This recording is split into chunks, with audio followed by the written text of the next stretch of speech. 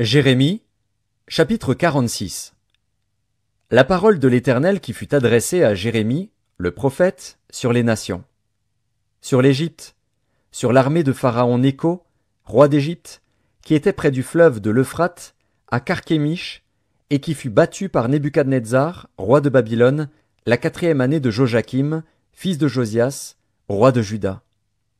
Préparez le petit et le grand bouclier, et marchez au combat. Attelez les chevaux, montez, cavaliers, paraissez avec vos casques, polissez vos lances, revêtez la cuirasse. Que vois-je? Ils ont peur, ils reculent. Leurs vaillants hommes sont battus. Ils fuient sans se retourner. L'épouvante est de toutes parts, dit l'Éternel. Que le plus léger ne trouve aucun salut dans la fuite, que le plus vaillant n'échappe pas. Au septentrion, sur les rives de l'Euphrate, il chancelle, il tombe. Qui est celui qui s'avance comme le Nil et dont les eaux sont agitées comme les torrents? C'est l'Égypte. Elle s'avance comme le Nil, et ses eaux sont agitées comme les torrents. Elle dit, je monterai, je couvrirai la terre, je détruirai les villes et leurs habitants. Montez, chevaux, précipitez-vous, chars. Qu'ils se montrent, les vaillants hommes, ceux d'Éthiopie et de Put qui portent le bouclier, et ceux de Lude qui manient et tendent l'arc. Ce jour est au Seigneur, à l'Éternel des armées. C'est un jour de vengeance, où il se venge de ses ennemis. L'épée dévore, elle se rassasie, elle s'enivre de leur sang. Car il y a des victimes du Seigneur, de l'Éternel des armées, au pays du septentrion, sur les rives de l'Euphrate. Monte en Galaad, prends du baume, vierge, fille de l'Égypte. En vain tu multiplies les remèdes, il n'y a point de guérison pour toi. Les nations apprennent ta honte, et tes cris remplissent la terre, car les guerriers chancellent l'un sur l'autre, ils tombent tous ensemble. La parole qui fut adressée par l'Éternel à Jérémie, le prophète, sur l'arrivée de Nebuchadnezzar, roi de Babylone, qui voulait frapper le pays d'Égypte. Annoncez-le en Égypte, publiez-le à Migdol, publiez-le à Noph et à Tachpanès.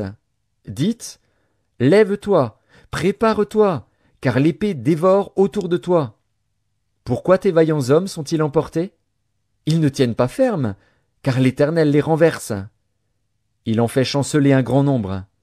Ils tombent l'un sur l'autre, et ils disent, allons, retournons vers notre peuple, dans notre pays natal, loin du glaive destructeur. Là, on s'écrie, Pharaon, roi d'Égypte, ce n'est qu'un bruit. Il a laissé passer le moment. Je suis vivant, dit le roi, dont l'Éternel des armées est le nom, comme le Tabor parmi les montagnes, comme le Carmel qui s'avance dans la mer. Il viendra. Fais ton bagage pour la captivité, habitante, fille de l'Égypte. Car Noph deviendra un désert, elle sera ravagée, elle n'aura plus d'habitants. L'Égypte est une très belle génisse. Le destructeur vient du septentrion. Il arrive. Ses mercenaires aussi sont au milieu d'elle comme des veaux engraissés. Et eux aussi, ils tournent le dos, ils fuient tous sans résister. Car le jour de leur malheur fond sur eux, le temps de leur châtiment. Sa voix se fait entendre comme celle du serpent.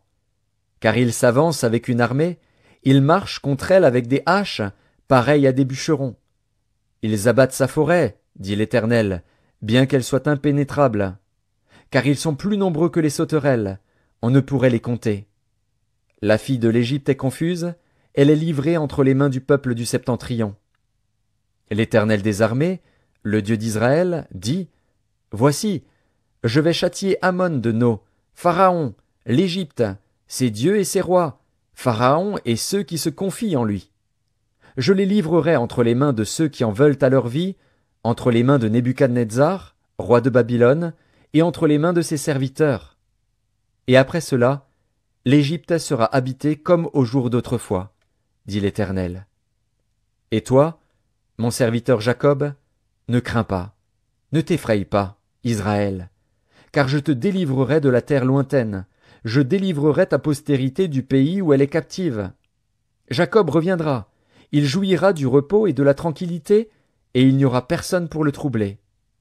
Toi, mon serviteur Jacob, ne crains pas, dit l'Éternel, car je suis avec toi. j'anéantirais toutes les nations parmi lesquelles je t'ai dispersé, mais toi, je ne t'anéantirai pas. Je te châtierai avec équité, je ne puis pas te laisser impuni.